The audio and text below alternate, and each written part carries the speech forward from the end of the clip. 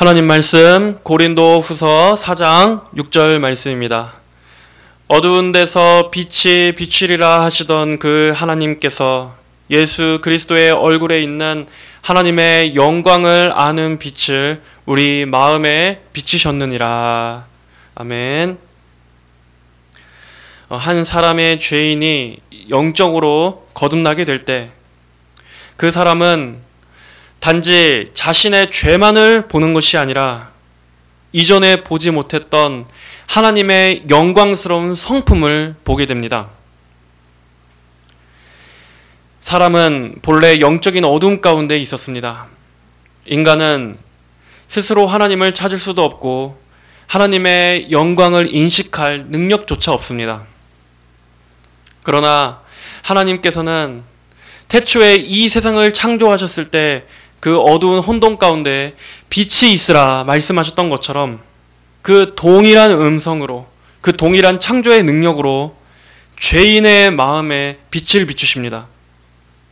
먼저 오늘 본문은 이렇게 말씀하고 있습니다. 어두운 데에 빛이 비치리라 하시던 그 하나님께서, 우리는 여기에서 거듭남의 시작은 하나님의 주권적인 역사로부터 시작되어진다 하는 것을 배우게 됩니다. 거듭남은 성령님께서 일으키시는 초자연적인 역사, 하나님으로부터 시작하는 신비의 역사입니다. 이 빛은 인간의 노력이나 자발적인 그러한 결심에서 나오는 것이 아닙니다. 사람은 스스로 자기 안에서 빛을 만들어내거나 또 자신의 어두운 영혼을 인간 안에서 밝힐 수 있다라고 성경은 말씀하지 않았습니다. 이 빛은 어디에서부터 옵니까? 하나님께로부터 오는 것입니다.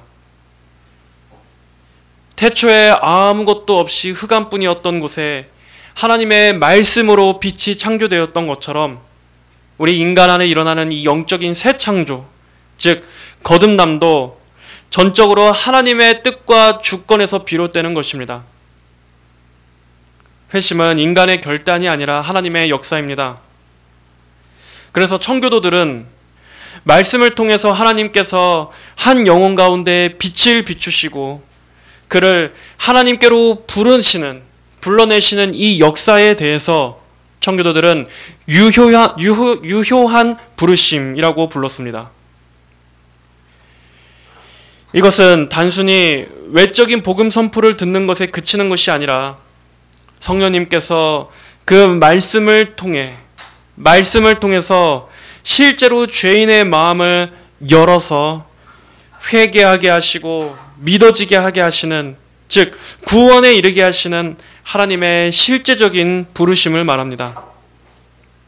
말씀이 마음 가운데 심령 깊숙이 머물러서 단순한 지식이 아니라 심령을 변화시키는 능력으로서 작용하는 것, 그것이 바로 유효한 부르심입니다. 이 빛이 임할 때 성령의 능력으로 죽은 심령이 살아나게 되어지고 하나님의 영광에 대해 볼 수 있는 눈, 그 영적인 시각이 열리게 됩니다. 그러므로 거듭남과 회심은 하나님의 자유롭고 주권적인 개입이며 오직 은혜로 말미암은 것입니다. 자, 둘째로 오늘 본문 말씀은 예수 그리스도의 얼굴에 있는 하나님의 영광을 아는 빛이라 말씀하고 있습니다. 그저 어떤 신비적인 종교 체험이나 막연한 빛을 말하지 않습니다. 사람들은 빛이라고 말하면 대부분 어떤 인간 안에 있는 본연적인 종교성에서 나오는 그러한 빛들이라고 생각하기 쉽습니다. 그러나 이 빛은 예수 그리스도의 얼굴에 있는 하나님의 영광입니다. 자, 예수 그리스도의 얼굴. 다시 말해서 우리가 하나님을 안다고 할 때 그것은 오직 그리스도를 통해서만 가능하다는 것입니다. 왜 특별히 여기에서 예수 그리스도의 얼굴이라고 말했을까요? 예수 그리스도의 얼굴. 구약에서 이 하나님의 얼굴은 하나님의 영광, 하나님의 임재, 또 은혜, 축복, 친밀함 등을 의미하는 데 사용됐습니다. 또 때로 이 얼굴은 심판을 말하기도 했습니다. 그래서 하나님의 얼굴을 구한다 하는 것은 하나님과의 친밀함과 임재를 구한다는 말이기도 했습니다. 예를 들어 역대상 16장 11절에 여호와와 그의 능력을 구할지어다. 그의 얼굴을 항상 구할지어다. 또 시편 27편 8절에서 주께서 내 마음에 이르시되 너는 내 얼굴을 찾으라 하시기에 내가 마음으로 주의 얼굴을 찾으리이다 하였나이다. 이렇게 기도했던 것입니다. 하나님의 얼굴을 구한다는 것은 곧 하나님을 구한다는 것이고, 또 하나님의 얼굴이 비추기를 바란다는 것은 하나님의 인자와 은혜가 임하기를 바란다는 말과 동의어였습니다. 반대로 하나님께서 얼굴을 돌리시고 얼굴을 숨기시는 것은 하나님으로부터 이 심판과 단절을 의미하는 것이었습니다. 신명기 31장 17절 그때 내가 그들에게 진노하여 그들을 버리며 내 얼굴을 숨겨 그들에게 보이지 않게 할 것인즉. 또 이사야 59장 2절에서는 오직 너희 죄악이 너희와 너희 하나님 사이를 갈라놓았고 너희 죄가 그의 얼굴을 가리어서 너희에게서 듣지 않으시게 함이니라. 이렇듯 하나님의 얼굴은 하나님의 임재 자체를 말하는 것이었습니다. 하나님의 속성과 성품, 즉 하나님 자신을 말하는 것이었습니다. 구약에서의 그 하나님의 얼굴은 죄인이 감히 직접 대면할 수 없는 영광이었습니다. 그런데 오늘 말씀은 어떻게 말씀하고 있습니까? 예수 그리스도의 얼굴에 있는 예수 그리스도의 얼굴. 이 말씀은 하나님께서 이제 예수 그리스도를 통해 하나님 자신을 계시하셨다는 말입니다. 여러분, 우리가 누군가 얼굴을 본다, 얼굴을 누군가와 대면한다, 마주한다 할 때 그것은 어떤 의미를 가지고 있습니까? 그 사람과 직접적인 관계를 맺고 또 그 사람과의 관계 속으로 들어간다라는 것을 의미하지 않습니까? 그것처럼 하나님께서도 예수 그리스도를 통해서 하나님의 얼굴을 드러내시고 그를 통해 우리와 인격적으로 교제하신다는 말입니다. 예수님은 이렇게 하나님의 자기 계시로서 오셨습니다. 우리는 예수님을 볼 때마다 예수님을 통해서 하나님 아버지의 영광을 보게 된다는 것을 알아야 합니다. 우리는 예수님을 통해 하나님의 성품을 보게 됩니다. 예수님을 통해 하나님의 마음을 보게 됩니다. 예수님을 통해서 하나님의 뜻을 보게 됩니다. 하나님의 은혜와 하나님의 진리와 하나님의 구원 계획을 예수 그리스도를 통해 보게 되는 것입니다. 구약에서의 예언들과 또 하나님 자신에 대한 지식, 하나님의 성품에 대한 모든 계시가 예수님을 통해서 이제는 환하게 드러나게 되었다는 말입니다. 그래서 히브리서 1장 1절로 3절에서는 이렇게 말씀했습니다. 옛적에 선지자들로 여러 부분과 여러 모양으로 우리 조상들에게 말씀하신 하나님이 이 모든 날 마지막에 아들로 우리에게 말씀하셨으니 이 아들을 만유의 후사로 세우시고 또 저로 말미암아 모든 세계를 지으셨느니라. 이는 하나님의 영광의 광채시요 그 본체의 형상이시라. 그의 능력의 말씀으로 만물을 붙드시며 죄를 정결케 하시는 일을 하시고 높은 곳에 계신 위엄의 우편에 앉으셨느니라. 하나님께서는 이렇게 하나님의 아들 예수님을 통해 하나님 자신을 나타내십니다. 그러므로 예수님을 모르고서는 하나님 아버지를 알 수 없습니다. 이 세상에 하나님의 존재를 인정하는 종교는 여럿이 있습니다. 또 하나님을 부르는 종교도 있습니다. 그러나 예수님을 통하지 않고서는, 예수님이 빠져 있고서는 하나님을 알 수도 없고 하나님께 나아갈 수도 없습니다. 설령 그렇게 해서 아는 하나님은 성경의 하나님이 아닙니다.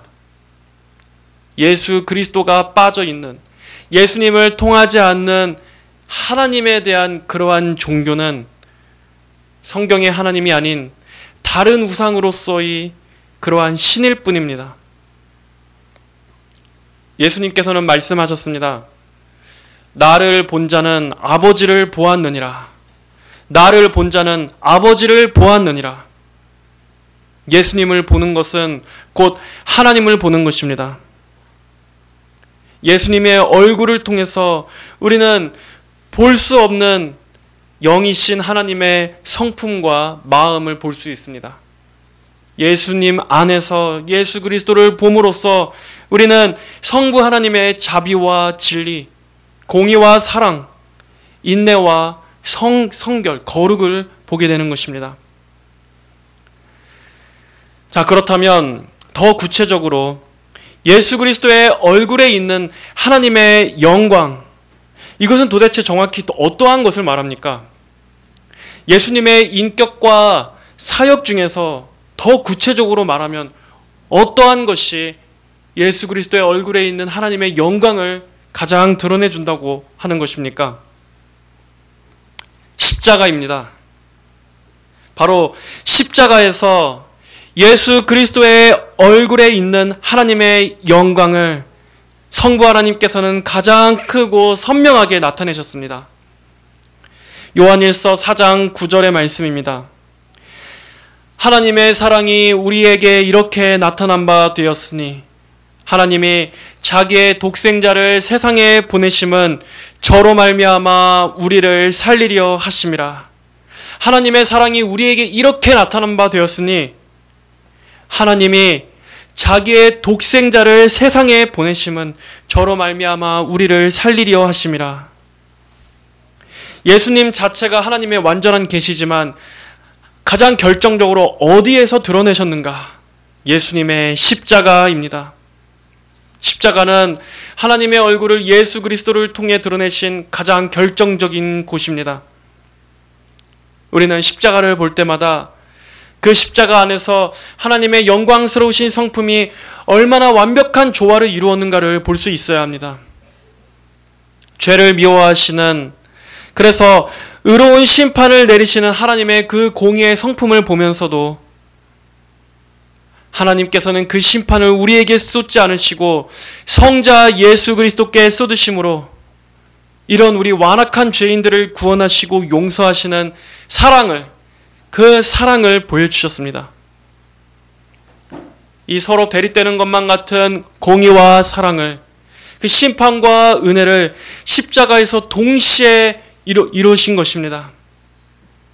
그로써 하나님은 여전히 의롭고 정당하시면서도 동시에 사랑과 긍휼의 하나님으로서 어떠한 모순이나 충돌도 없이 예수님의 십자가 안에서 이 모든 일을 이루신 것입니다.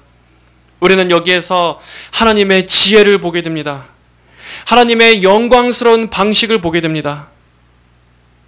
예수님의 얼굴에는 조롱과 침뱉음을 당하셨지만 우리는 동시에 그 그리스도의 얼굴 안에서 하나님의 영원한 사랑, 거룩한 분노, 자비로운 용서, 지혜로운 구속, 그 겸손한 복종을 우리는 보게 되는 것입니다.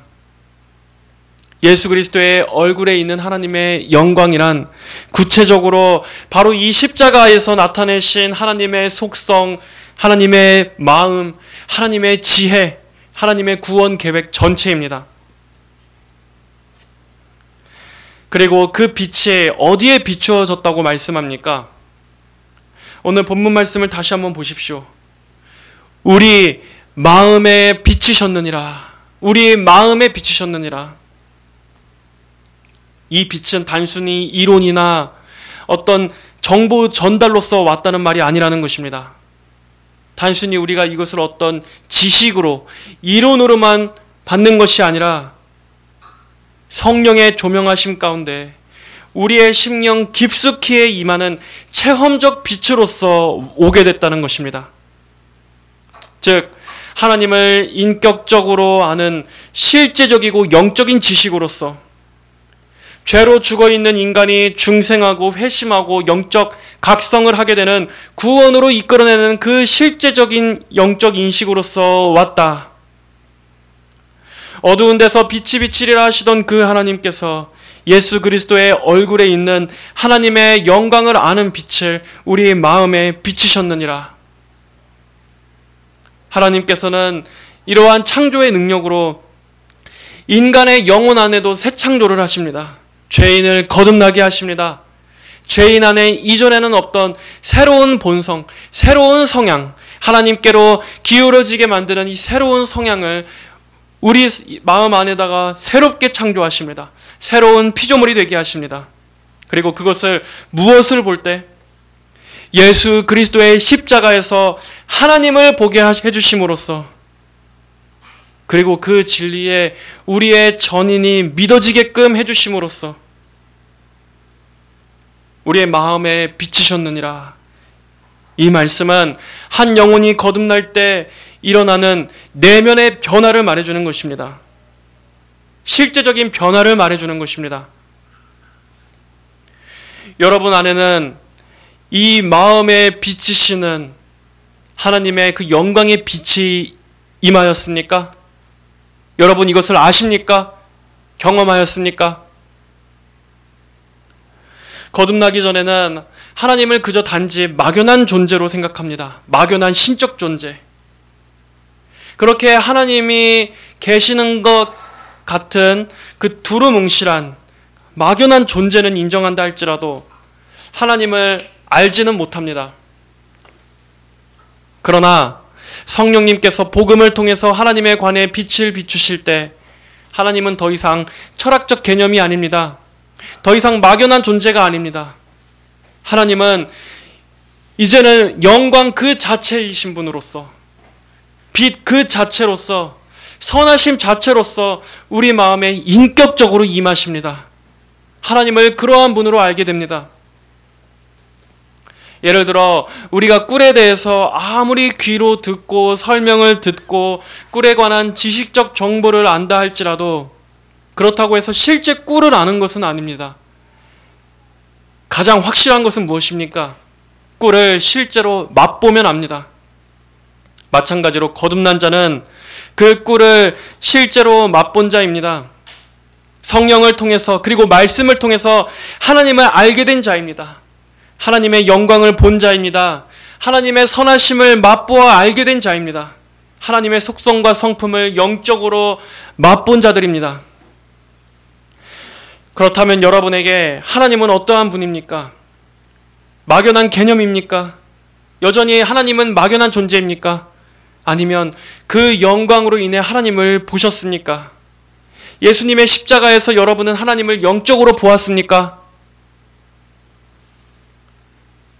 하나님을 그저 심판자나 두려운 신 정도, 그 정도로만 여겼다면 이 영광을 보게 된 사람은 이제는 하나님을 아름다운 분으로서 여기게 됩니다. 하나님을 선하신 분으로서 여기게 됩니다.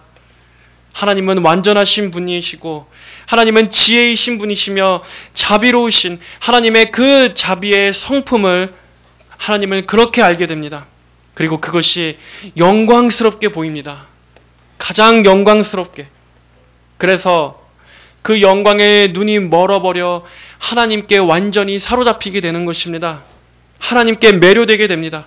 그래서 하나님을 사랑하게 됩니다. 하나님을 경외하고 하나님을 예배하게 됩니다. 오직 하나님이야말로 하나님만을 가장 아름답고 사랑스러운 분으로 여기고 믿어지게 됩니다. 교회에서 하나님이 그저 우리의 기도에만 응답해주는 그러한 존재로 내 비전을 성취하게 도와주는 어떤 그러한 신 정도로 그저 우리 인생의 조력자나 코치처럼 여기게끔 만드는 것이, 우리가 이 관점에 비추어 본다면 얼마나 위험한 것인지를 알 수 있지 않습니까? 하나님은 그러한 분이 아닙니다. 하나님은 그저 나를 도와주시고 내 소원 성취나 해주는 그러한 이방신과 같은 존재가 아니십니다. 하나님은 하나님 그분 자체만으로도 하나님의 그 영광 자체만으로도 오롯이 예배를 받으시기에 합당하신 분이십니다. 하나님 자체로서 우리의 모든 영광을 받으셔야 하는 분이십니다. 설령 우리에게 그 무엇이 그 어떤 것도 주어지는 것이 없다 할지라도 하나님은 하나님 되심 그 자체만으로 이 우주의 모든 경배와 찬양을 받으시기에 마땅한 분이라는 것입니다. 그런 관점에서 오늘날 우리가 이 예배의 감동, 예배의 감동이 있다, 예배의 감격이 있다. 사실 이거조차도 우리가 한번 생각해 봐야 될 문제입니다. 여러분, 예배는 먼저 1차적으로 우리의 감동을 위해 있는 것이 아닙니다. 예배는 나의 감동을 위해 있는 것이 아닙니다. 하나님께 예배드린다 하면서도 오늘날 교회에서 은연중에 내 감동, 마치 그 예배의 감동을 내 감정의 감동, 내가 어떤 은혜를 받고 내 감정에 뭔가 감화가 되고 내가 뭔가 정서적 따뜻함, 포근함, 위로를 받은 것을 곧 예배의 감동으로 생각하는 경향들이 얼마나 많습니까? 그리고 그 감동으로 예배를 평가합니다. 그 감동으로 한 교회를 평가합니다. 그래서 내 정서적으로 어떤 감동이나 어떤 그런 감정적인 물결이 임하지 않으면 딱딱하고 건조하고 교회를 그렇게 쉽게 평가합니다. 하지만 여러분, 나를 위해 예배가 있는 것이 아닙니다. 하나님을 위해 예배가 있는 것입니다. 내가 받는 것이 아니라 먼저 하나님께 바쳐지고 드려지는 것이 예배의 본질입니다. 그것이 예배의 감동의 평가 기준입니다. 예배의 진정한 감동을 평가하는 기준은 무엇입니까? 하나님의 영광을 인식하는 데서 오는 하나님의 말씀을 통해서 드러내시는 그 하나님을 알아가고 하나님을 경외하고 그 하나님을 기뻐하는 것, 하나님 자체를 기뻐하는 것, 그것이 감동의 기준입니다. 그것이 중요한 것입니다.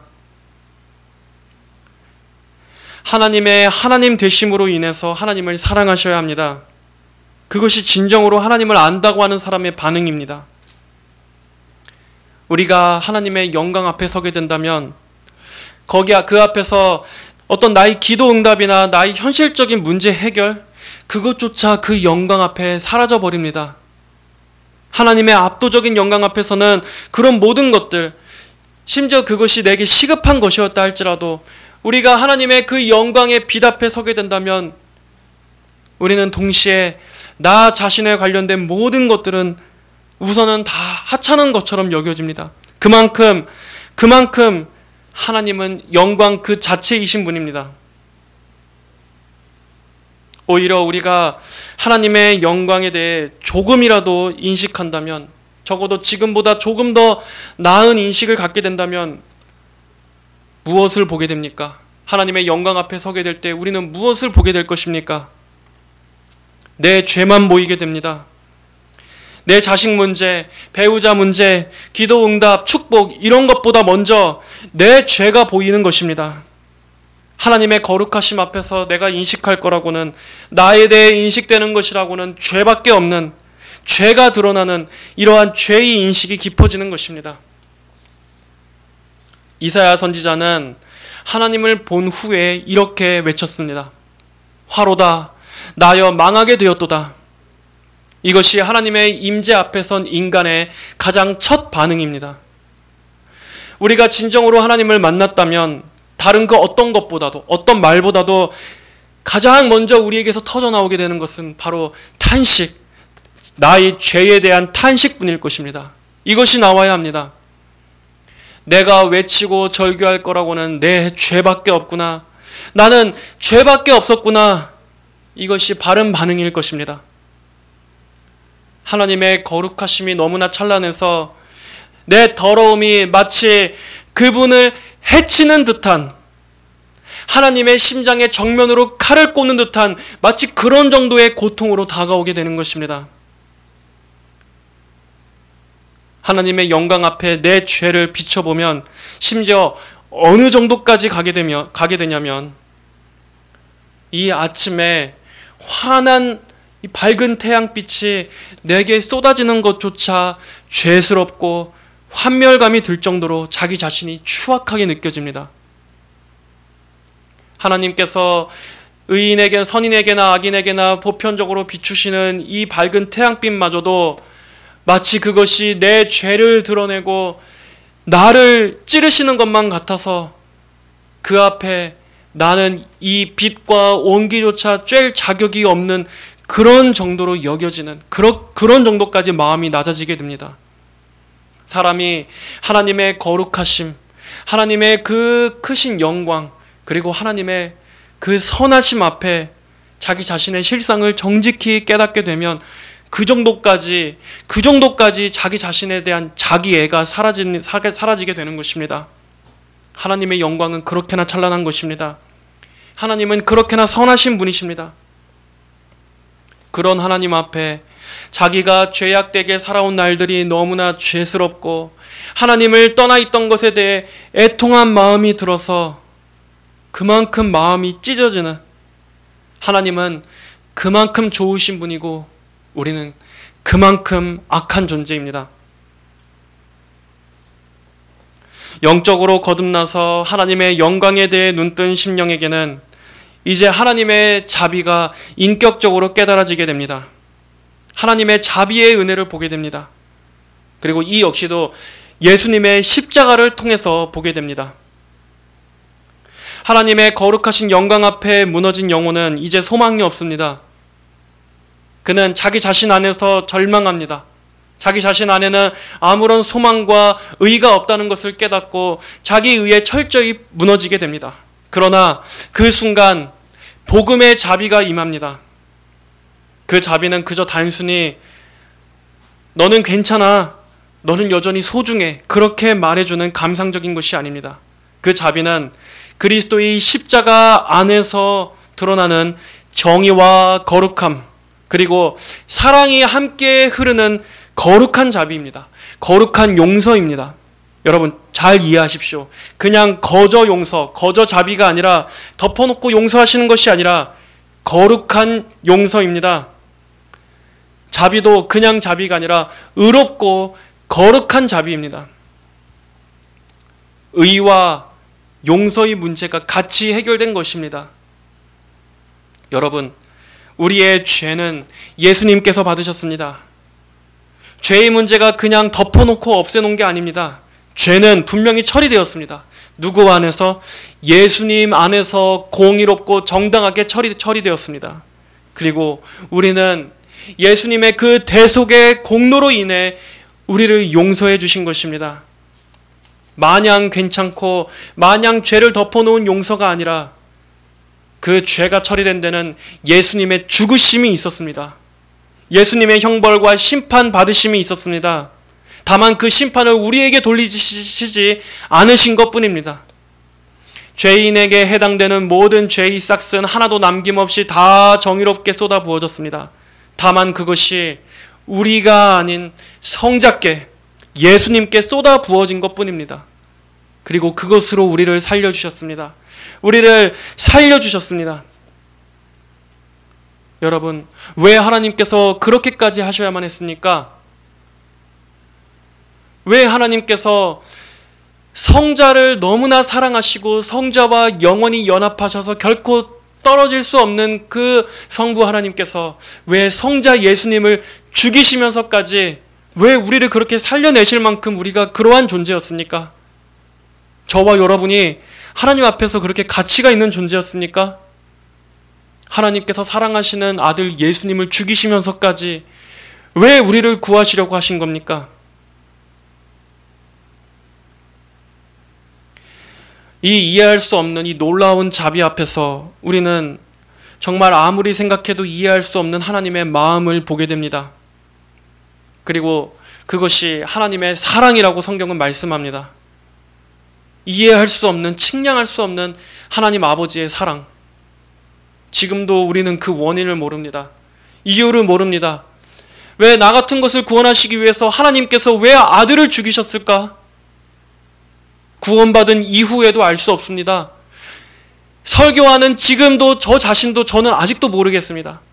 다만 성경에 근거하여 그 원인과 이유를 보자면 다만 그것이 영원전에 하나님의 택하심의 결과, 하나님의 선택의 결과, 하나님의 마음 안에 있었다는 그 이유 외에는 하나님께서 왜 나 같은 걸 구원하시려고 왜 예수님을 십자가에 죽이셨을까?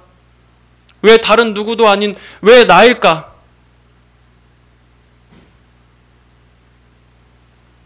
그냥 이해할 수 없다라는 말밖에 떠오르지 않습니다.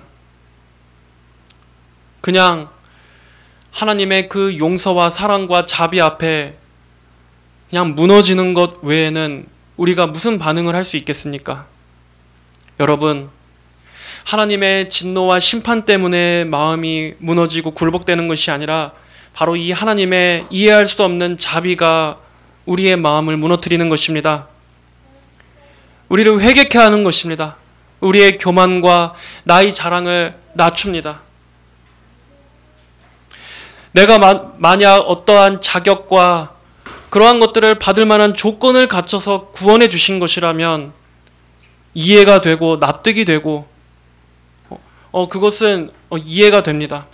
내가 이러이러하게 했기 때문에 하나님이 이렇게 보상을 하신 거구나. 그러면 우리의 마음이 굴복되고 무너질 것이 없습니다. 그런데 이해할 수가 없습니다. 이해할 수가 없습니다. 내 자신의 여전히 성화되어지지 않는 죄를 볼 때마다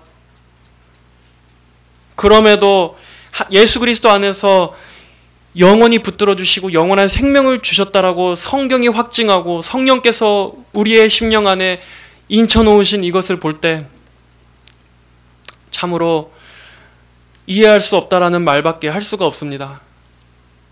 그리고 이것이 우리를 날마다 하나님을 의지하게 만듭니다. 날마다 십자가 앞에 나아가게 만듭니다. 날마다 우리로 마음을 깨트리고 겸손케 하고 회개하게 만들어줍니다. 여러분, 하나님의 심판에 두려워서가 아니라 바로 이 사랑과 자비 때문에 회개하셨습니까? 여러분, 하나님의 그 용서와 자비와 사랑이 여러분의 그 돌같이 굳은 마음을 여셨습니까? 주님의 용서 앞에서 여러분의 마음이 녹아내렸습니까? 이것 때문에 하나님께 마음이 열려야 합니다. 두려움 때문이 아니라 복음 때문에 마음이 열려야 됩니다.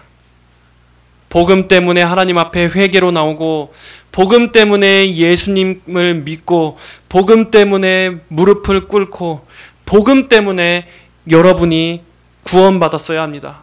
복음 때문에 여러분이 지금 교회에 나와 예배 드려야 합니다. 그냥 내가 복받고 형통하려고 교회에 나오는 것이 아니라 복음 때문에 나오셔야 한다는 겁니다. 이 십자가의 아버지의 사랑 때문에 예수님을 믿게 되어야 합니다. 신앙생활을 하고 교회 다니는 이유가 그저 이 현세적인 복 때문이라면 그러면 기도 응답이 안 되고 이 땅에서 형통하지 않으면 뭐 하나님을 버릴 겁니까? 에이 뭐 교회도 별거 없네 이러면서 하나님이 뭐 기도도 안 들어주시네 이러면서 돌아서 버릴 겁니까? 만약 그렇다면 여러분 그 사람은 애초에 다른 문으로 들어온 겁니다. 복음이 아니고 예수님이 아니고 다른 문으로 들어왔기 때문에 다른 것을 기대하고 결국 그 다른 것을 교회의 전부, 기독교 신앙의 전부라고 결론 짓고 결국에는 교회를 떠나게 됩니다. 그래서 결국에 배나 더 멸망길로 가게 되는 것입니다. 여러분, 그리스도의 십자가에서 나타내신 이 하나님의 사랑과 용서가 여러분의 신앙의 중심이 되어야 합니다. 여러분은 그것 때문에 교회에 다녀야 되고 바로 그 복음에 감화되어 믿음을 갖게 되어야 합니다. 더 정확하게 예수님의 십자가의 대속의 교리가 믿어져서 예수님을 믿고 신앙생활을 해야 합니다. 여러분의 마음의 그 중심에 예수님의 십자가가 있습니까? 예수님의 십자가가 여러분의 신앙생활의 가장 중심, 그 마음의 핵심 동기입니까? 그것이 아니라면 다른 것은 다 가짜 구원입니다.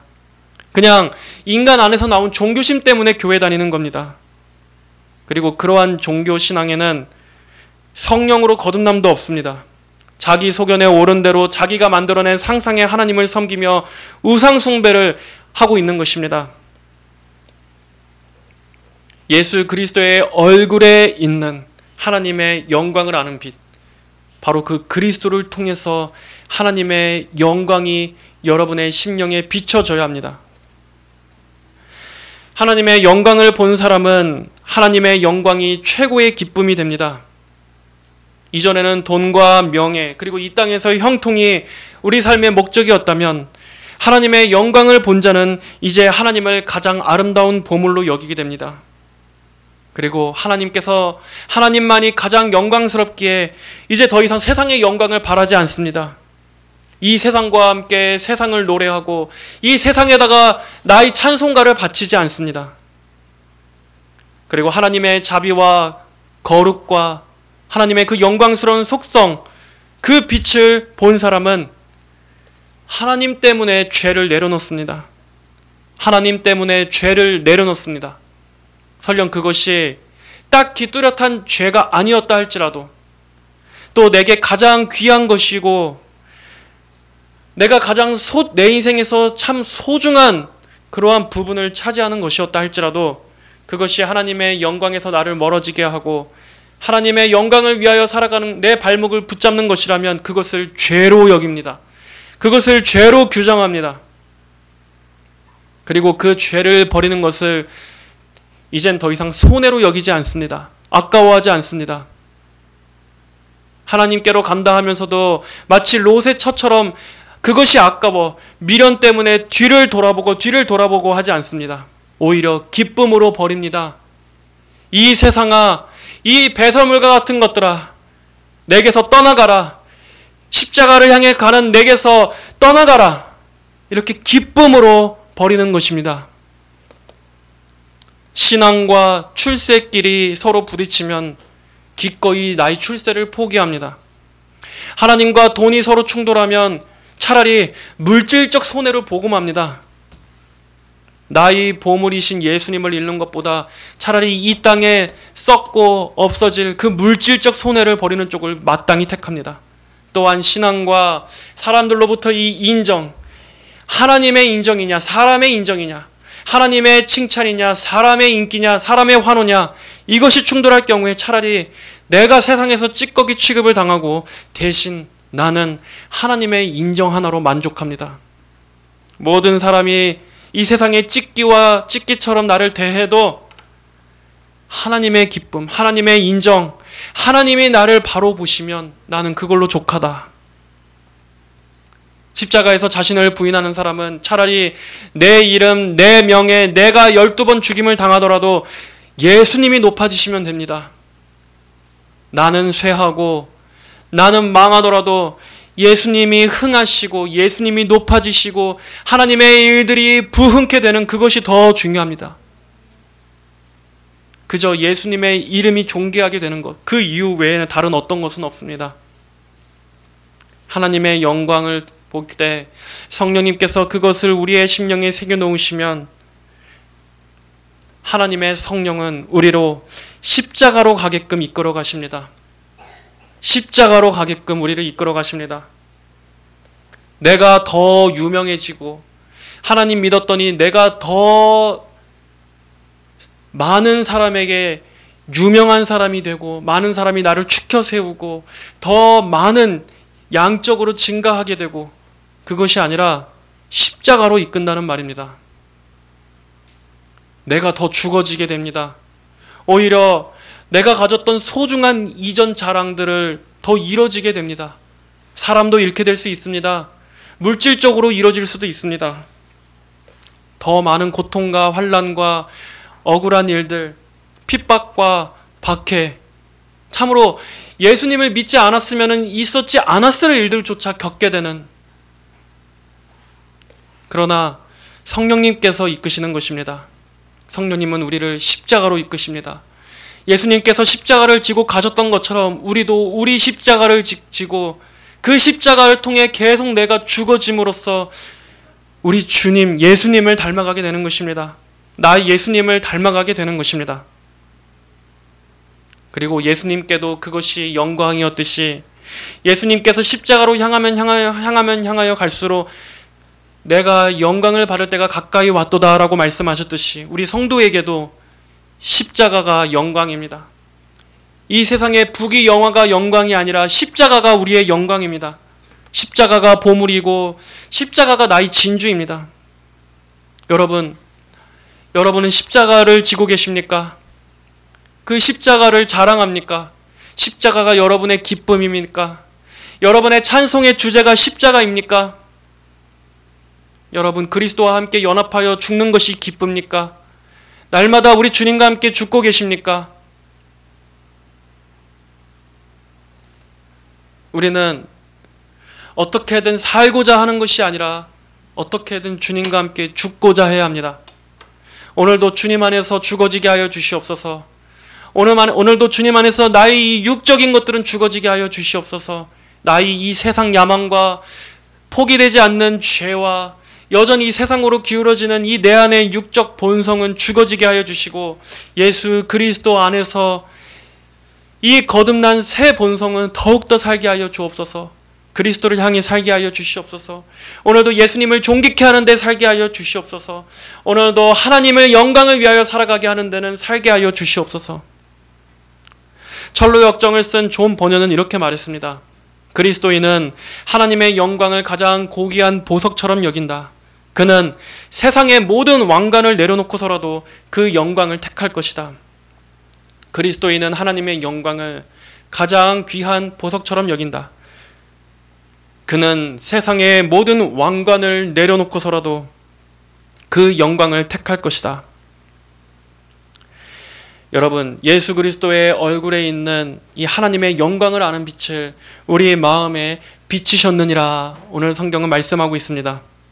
사랑하는 여러분, 여러분의 마음에 이 빛이 비추어졌습니까? 하나님께서 말씀을 통해 여러분 인생 가운데 오셔서 여러분의 영혼 깊숙이 오셔서 이 빛을 비추어 주셨습니까? 이 빛은 오직 예수 그리스도의 십자가 안에서만 발견됩니다. 그러므로 십자가를 바라보십시오. 거기에서 구원을 베푸시는 하나님의 영광을 보기를 원하십시오. 내 마음에 이 빛이 비추어졌는가 자신을 생각해 보시기 바랍니다. 그리고 그저 하나님을 지식적으로 아는 것이 아니라 말씀을 통해서 나는 하나님을 보고 있는가? 그 영광을 보고 있는가? 마치 꿀을 실제로 먹어본 자처럼 나는 하나님의 영광에 하나님의 그 속성을, 성품을 보고 맛보고 누리며 사랑하고 거기에 사로잡혀서 나는 탄식하고 경외하는가? 감격하는가? 내게 이러한 경험이 있는가? 하나님께 스스로 돌아보시고 그것이 없다면 하나님께 그것을 구하십시오. 하나님께서는 그분의 영광을 드러내시기를 기뻐하십니다. 그리고 이 영광은 모든 이들이 바라보며 예배해야 할 영광입니다. 하나님의 영광을 본 사람은 이제 그 영광만이 그의 전부입니다. 지난 금요일에 설교했던 것처럼 그리스도의 그 강권적인 사랑에 이끌린 사람은 오직 주님만을 사모하듯이 하나님의 영광에 압도되어 그 영광을 본 사람은 이제는 이 세상 즐거움과 자랑을 다 하찮게 여기고 저 영광의 완전함에 이르게 되는 천국에 갈 때까지 오로지 천국에만 시선을 고정하고 그 천성문에 입성하는 그날을 향하여 좁은 생명길을 기꺼이 걸어가게 되는 것입니다. 이 영광을 우리 모두가 봐야 합니다. 모세가 기도했던 것처럼 주의 영광을 내게 보이소서 이렇게 우리 역시도 간절히 원하며 사모하는 저와 여러분 모두가 되시기를 우리 주님의 이름으로 축복합니다. 하나님 아버지, 하나님의 영광을 간절히 사모하고 원하는 마음을 우리 모두에게 부어 주시옵소서. 하나님의 영광을 사모하는 마음을 부어 주시옵소서. 하나님, 우리에게 주님의 영광을 아는 것이 너무나 목마르고 너무나 갈급합니다. 이 세상 어둡고 메마른 세상 가운데 아버지 하나님의 영광에 우리의 마음을 향하는 것 외에 어디에 소망이 있겠습니까? 아버지, 이 세상 모든 것들은 다 어둡고 캄캄하고 심지어 세상에 화려하게 빛나는 그 가짜 영광조차도 일시적이지만 하나님 아버지의 영광은 영원한 것이며 어떠한 암울하고 혼탁한 시대에도 하나님의 영광은 영원 불변한 것입니다. 아버지 하나님, 그 영광, 주님의 임재, 아버지의 영광을 충만하게 우리가 알게 하여 주셔서 오직 주님을 사랑하고 경외하는 것이 우리의 전부가 되게 하여 주시옵소서. 우리 성도들에게 간절한 기도 제목이 오직 하나님을 아는 것, 하나님을 더 깊이 아는 것이 되게 하여 주시옵소서. 예수님의 이름으로 기도합니다. 아멘.